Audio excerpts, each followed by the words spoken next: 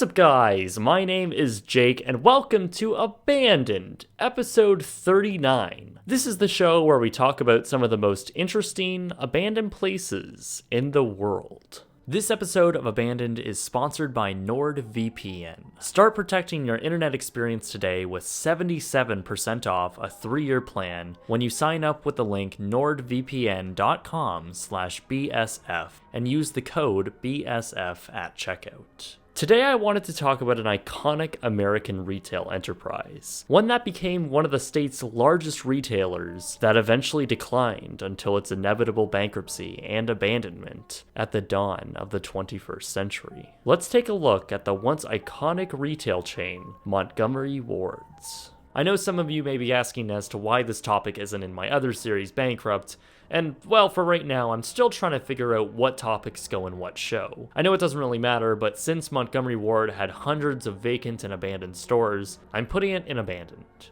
Anyways, on with the video. The company was founded all the way back in 1872 by an American traveling salesman, Aaron Montgomery Ward. The enterprise was founded under the name Montgomery Ward and was created as a mail-order business. This was done to sell directly to rural communities, which at the time was a niche, untapped market. By 1904, the company grew its mail-order business, creating catalogs, which had grown to a distribution size of 3 million units. Sales had now grown to rival Sears at $8.7 million. The company had been growing rapidly. However, by 1913, Aaron Montgomery Ward had passed away, leaving the company in the hands of his family. The catalog business went public in the year 1919, and in the same decade, Montgomery Ward opened its first physical retail store in Plymouth, Indiana. This brought the company into the modern American retail market. However, as the Great Depression began in America, Montgomery Ward's decided to hoard money and focus very little on expansion, a decision that actually kept the company out of bankruptcy. Following the rough economic times, sales began to go back up and the new store was proving popular with customers. This was the catalyst for an explosion of growth within the company. By the 1930s, Montgomery Ward's had more than 250 stores. As more and more opened, revenue exploded, with sales rocketing past $300 million.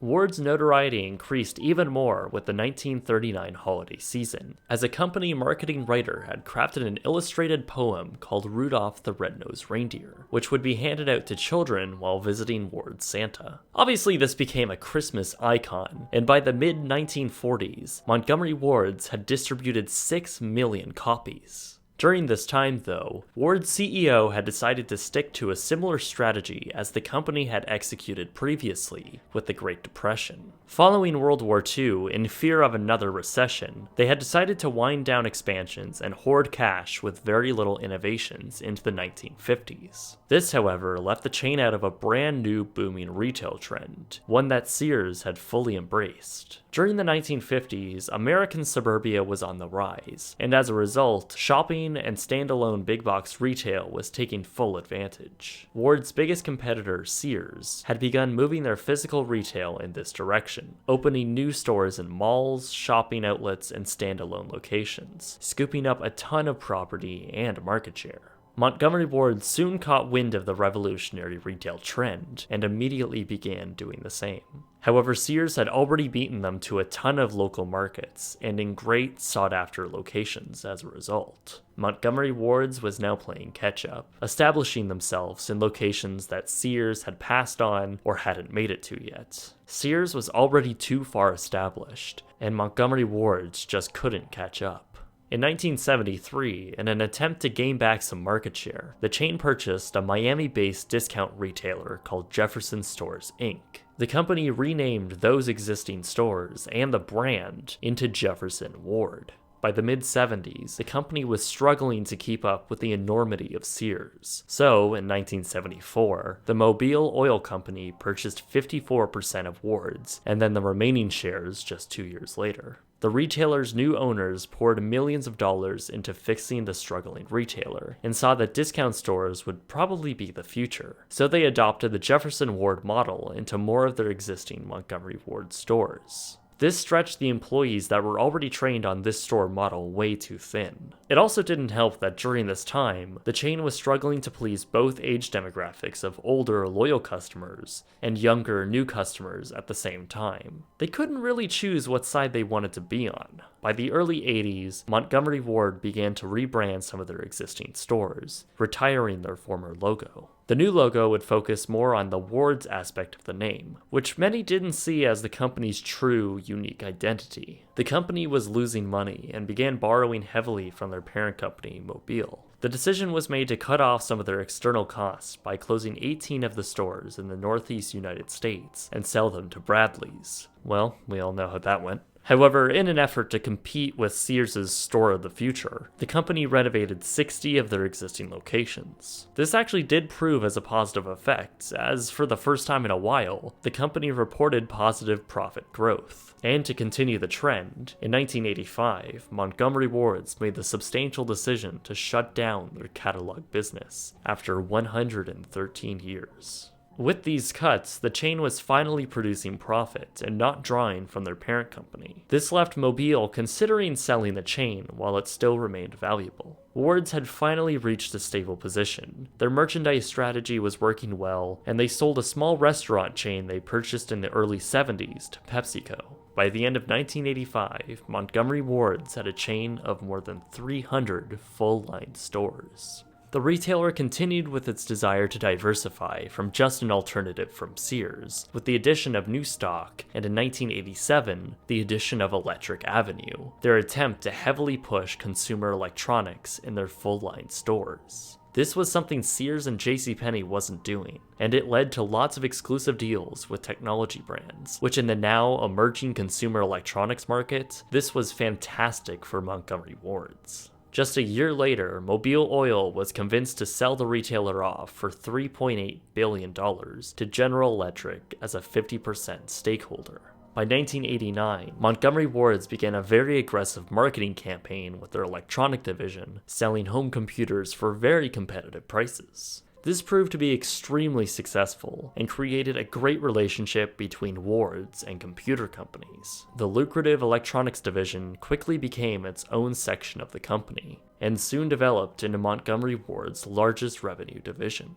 The company now had more than 500 stores across the United States. However, this didn't last long. By the early 1990s, Ward's began to lose focus and sales started to slump. However, with all of their built cash, the retailer acquired a struggling New England retail chain, Lechmere. This was an effort to expand their reach even more in electronics. However, in reality, it only added debt. The poor decisions continued with the reintroduction of Montgomery Ward's mail-order catalog, a business model that the company had already decided wasn't financially sustainable. The chain also acquired a few other smaller retailers during this time, pretty much all of which had become liabilities. During the early 1990s, massive retailers like Ames, Kmart, Target, and mostly Walmart began to severely affect Montgomery Ward. These discount stores were not only new and offering very competitive prices, but expanding heavily. By now, Montgomery Ward was losing money rapidly, and as more and more of their customers transferred over to other retailers, sales continued to fall. Finally, in 1997, the company filed for Chapter 11 bankruptcy. Montgomery Ward's closed 250 of their stores in 1999, which was their last-ditch effort to retain some profitability with the liquidated assets and decreased operating costs. GE stood by the company during this time as they poured millions of dollars back into the company in a rebranding and renovation effort, which resulted as the brand now only known as Ward's. However, the crippled retailer was never going to gain back what it originally had. And as a poor Christmas season passed in the year 2000, on December 28th, the company filed for Chapter 7 bankruptcy and announced they would be liquidating their remaining 250 stores and laying off 37,000 employees. At the time, it was the largest American retail bankruptcy in history. After just 4 months, all of Montgomery Ward's locations had been liquidated and closed, ending the 128-year-old company. Hundreds of stores went unleased and subsequently remained abandoned. The enormous empty spaces, now growing mold with leaking roofs, show a grim result of what happens when a retail giant crumbles. The stores that were left abandoned usually remain so as a result of a failing mall. Most of them have been demolished since 2001. However, a few abandoned stores do remain. In 2004, the Montgomery Ward's trademark was purchased by a marketing company based in Iowa and created an online store. No physical retail, but solely over orders. Under a new company, the brand does still exist today. And while nowhere near the magnitude it used to be, you can still order stuff off the Montgomery Ward's website right now. Who knows if this is even sustainable and if the online store is ever going to shut down. But what's interesting is that an online store is kind of like a mail order catalog business. And in that respect, Montgomery Ward's has come full circle. It started out as a mail-order catalog business, became an enormous American retailer right alongside Sears and JC Penny, but then lost it all after it failed to stay competitive. But now, 146 years later, the company is doing pretty much the same thing it was founded on.